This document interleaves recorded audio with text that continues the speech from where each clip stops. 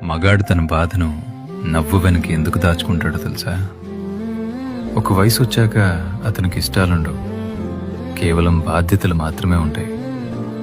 నాకిది కావాలి అని అడిగే స్టేజ్ నుండి అందరికీ అన్నీ ఉన్నాయా అని చూసుకునే స్టేజ్కి తెలియకుండానే ఒక ప్రయాణం జరిగిపోతుంది. లోపల ఎన్నో అణిచివేసిన కలలు, ఎవరికీ చెప్పుకోని బాధలు ఉంటాయి. జేబులో 100 రూపాయలుంటే అది తన కోసం వాడుకోవడానికి 1000 సార్లు ఆలోచిస్తాడు. ఆ ఆలోచనలో స్వార్థం లేదు, తన వాళ్ళకి ఏ లోటు రాకూడదన్న తాపత్రయం మాత్రమే. బయట ప్రపంచం ఎంత అవమానించినా ఇంటి గడప దాటగానే అన్నీ మర్చిపోయి నవ్వాలి.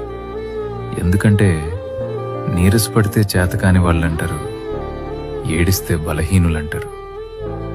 ప్రతిరోజు పడే కష్టం ఎవరికీ కనపడదు, కానీ ఒక్కసారి అలసిపోతే